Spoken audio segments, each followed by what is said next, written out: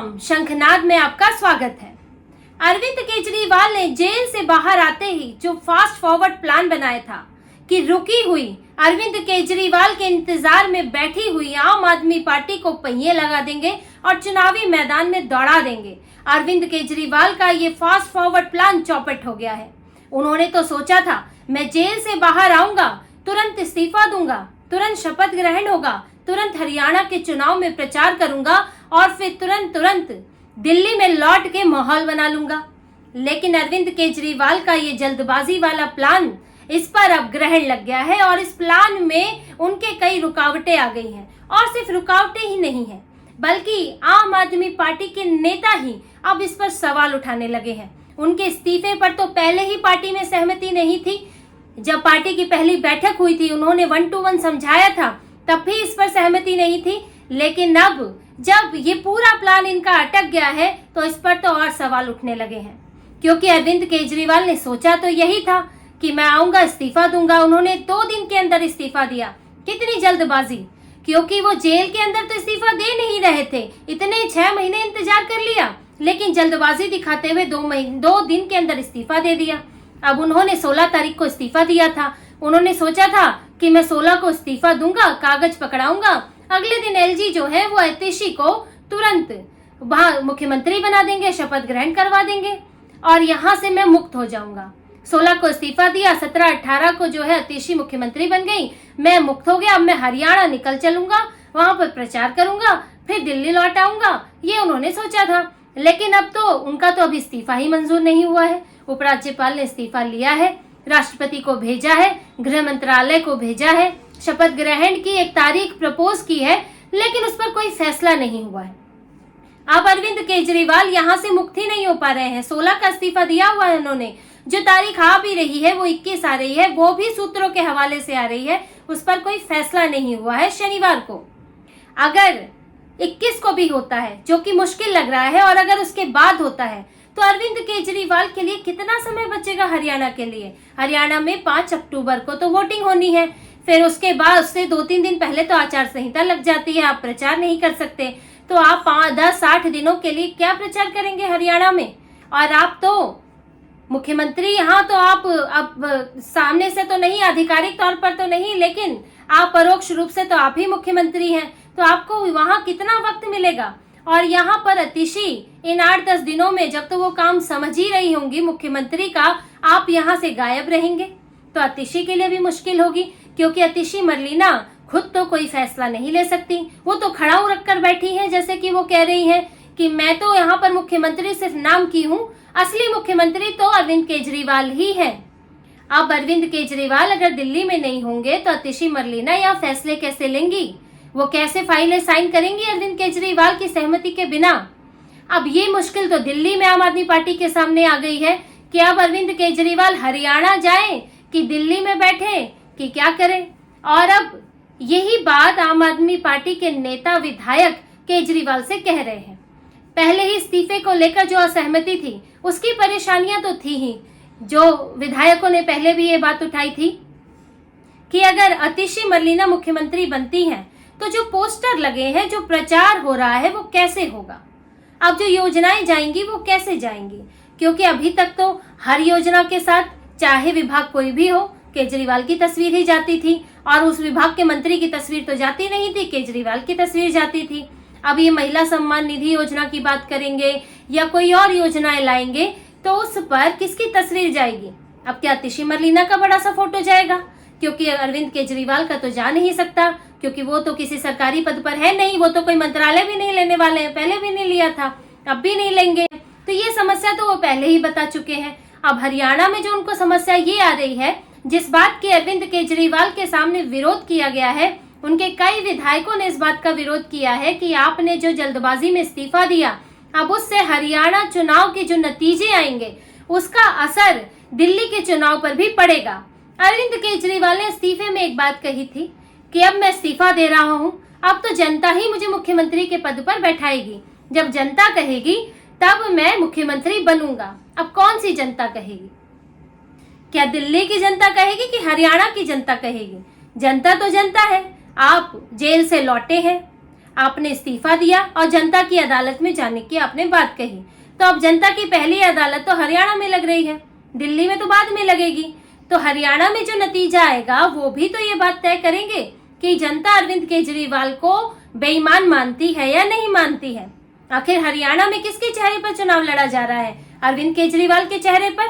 अरविंद केजरीवाल तो वहां के बेटे हैं, वहां के लाल हैं, वहीं के ही हैं। तो अरविंद केजरीवाल को तो वहां पर और ज्यादा समर्थन मिलना चाहिए। आखिर उनकी पत्नी ही वहां पर प्रचार कर रही थी, अपने पति की दुखभरी कहानी सुना रही थी कि उनके ऊपर यह अत्याचार हुआ, उनको दवाई नहीं मिली, उनके परिवार को परेशान किया गया। आपने तो वहां भी वही कहानी सुनाई है जो आप दिल्ली में सुना रहे हैं कि मुझे गलत तरीके से फंसाया गया है। तो आप हरियाणा की जनता को कहानी इसलिए सुना रहे हैं ताकि वो फैसला ले कि आपके साथ सही हुआ है या गलत हुआ है। अब अगर हरियाणा में आपके खिलाफ फैसला आता है, आपके विधायकों की जमानत भी जब्त हो जाती है, तो इसका क्या मतलब होगा कि आपको जनता ने रिजेक्ट कर दिया। आपको हरियाणा की जनता ने ये मान लिया कि आप बेईमान हैं। आखिर क्या दिल्ली की जनता ही फैसला करेगी? हरियाणा की जनता के क्या कोई मायने नहीं है? क्या आप वहां चुनाव नहीं लड़ रहे? आपने 89 सीटों पर वहां पर उम्मीदवार उतारे हैं, तो वो भी तो जनता फैसला लेगी आपके नाम पर।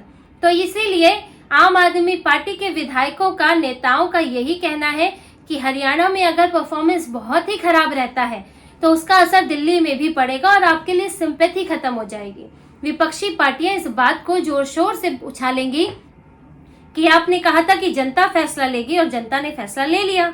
जैसे कि लोकसभा चुनाव में आपने कहा था कि जेल के बदले वोट, जेल के बदले वोट आपने कहा था, जनता ने आपको वोट नहीं दिया, आप लोकसभा चुनाव हार गए। और इस स्लोगन का, इस नारे का उनके उलट असर पड़ा। इसको बाद में अरविंद केजरीवाल के खिलाफ ही इस्तेमाल किया गया कि आप ही ने कहा था जेल के बदले वोट, तो आपको जेल के बदले आपको वोट नहीं दिया गया और आपको जेल में रहने के लिए ही कहा गया है। जबकि आप जानते थे कि लोकसभा में आपके लिए सीट जीतना मुश्किल होता है, तो ऐसा नारा नहीं देना चाहिए था, कुछ और चीजों पर फोकस करना चाहिए था। यही बात अब यहाँ भी है। अरविंद केजरीवाल ने जोर शोर में होश गंवा दिया और ये कह दिया कि जनता ही फैसला करेगी। तो आप पहली जनता तो हरियाणा की है। तो पार्टी के नेताओं को सिर्फ ये बात सिर्फ हरियाणा तक नहीं है, दिल्ली के नेताओं को, क्योंकि दिल्ली जो है इनका बड़ा आधार है, पार्टी यहाँ पनपी है, यहाँ जन्मी है, तो इसीलिए यहाँ के विधायकों को ये चिंता है कि अगर इसका नेगेटिव इफेक्ट जाता है कि हरियाणा में केजरीवाल जेल से बाहर आते ही चुनाव लड़ रहे थे और हार गए, और पहली बार भी नहीं लड़ रहे हैं, हरियाणा में पहले भी लड़ चुके हैं, तो आपको वहां से रिजेक्शन मिला है और उसके कुछ महीनों बाद ही दिल्ली में चुनाव है। दिल्ली हरियाणा के कुछ इलाके सटे भी हैं, मिले हुए हैं, तो ऐसे में इसका असर वहां भी पड़ सकता है। तो ये चिंताएं जाहिर की गई है कि आपको अभी इस्तीफा नहीं देना चाहिए था, हरियाणा चुनाव होने देते, उसके बाद ये बातें बोलते कि मैंने इतने दिन इंतजार किया, जो काम थे जरूरी वो निपटाए, लेकिन अब मुझे लगता है कि यहाँ पर इस्तीफा देना चाहिए, तो इस्तीफा दे देते, फिर दिल्ली का चुनाव आता जहां आपके चांसेस ज्यादा हैं जीतने के। लेकिन अरविंद केजरीवाल ने जल्दबाजी दिखाई। और साथ में अब दूसरी समस्या एक ये है, और जो विधायकों से लेकर नेताओं मंत्रियों तक ने ये बात कही है, जिस पर खासतौर से जिस पर अब विधायक अड़े हुए हैं कि अरविंद केजरीवाल अगर हरियाणा में ज्यादा समय लगाते हैं, ज्यादा वहां पर फंड झोंकते हैं, तो उसका असर दिल्ली पर पड़ेगा, क्योंकि दिल्ली में आपको ज्यादा पैसे की जरूरत है। आपने अभी विधायक आपके द्वार योजना शुरू की है, आपके विधायक घर घर जाएंगे। इसके अलावा आप अभी यहाँ पर रैलियां होंगी, यहाँ पर पोस्टर छपेंगे, पूरा चुनावी कार्यक्रम कुछ महीनों में शुरू हो जाएगा। हर एक विधायक को आपको फंड देना होगा। अगर आप हरियाणा में ये पैसे खर्च करते हैं तो इसका दिल्ली पर असर पड़ेगा, क्योंकि हरियाणा में भी अक्टूबर में चुनाव के बाद बहुत कम समय बचेगा कि आप दोबारा फंड जुटा सके। और अब आम आदमी पार्टी पर तो ईडी, सीबीआई सबकी गहरी नजर भी है। आप इतनी आसानी से घोटाले नहीं कर सकते। अब आप शराब नीति जैसा कुछ नहीं कर सकते कि आप करोड़ों करोड़ कहीं से घुमा लें, चुरा लें, रिश्वत ले लें, क्योंकि ईडी, सीबीआई आपके अब एक एक आपके आदमी पर नजर है, आपके मंत्रालयों पर नजर है, क्योंकि आपके कई घोटाले सामने आ गए हैं, चाहे जल बोर्ड में हो, पीडब्ल्यूडी में हो, शराब घोटाला तो है ही। तो आप जो है जांच के दायरे में है। अब आप कोई प्लानिंग नहीं कर सकते, कोई षड्यंत्र नहीं रच सकते। तो इस तरह से आप कोई बहुत ऐसा फंड भी नहीं जुटा सकते बहुत बड़ा कि आप अंधाधुंध पैसा खर्च कर ले हरियाणा में भी और दिल्ली में भी। तो इस तरह से भी आपके हाथ बंध गए हैं। और विधायकों को ये चिंता है, दिल्ली के विधायकों को, कि अगर पैसा वहां ज्यादा खर्च हुआ तो यहाँ पर पैसे की दिक्कत हो जाएगी।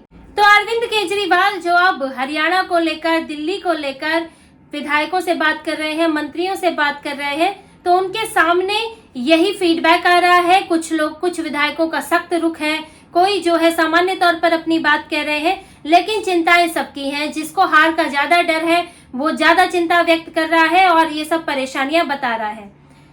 और साथ में दिल्ली के लिए तो एक चुनौती ये भी है अरविंद केजरीवाल के सामने कि अगर अतिशी जल्द ही मुख्यमंत्री नहीं बनती हैं, जल्द ही पूरी तरह से वो जब तक कार्यभार नहीं संभाल लेती हैं, तब तक इनकी योजनाएं अटकी रहेंगी, जैसे कि महिला सम्मान निधि योजना। अब परेशानी ये भी है कि इनके पास सिर्फ एक यही योजना है जो कुछ नयापन लेकर ये जा सकते हैं जनता के बीच।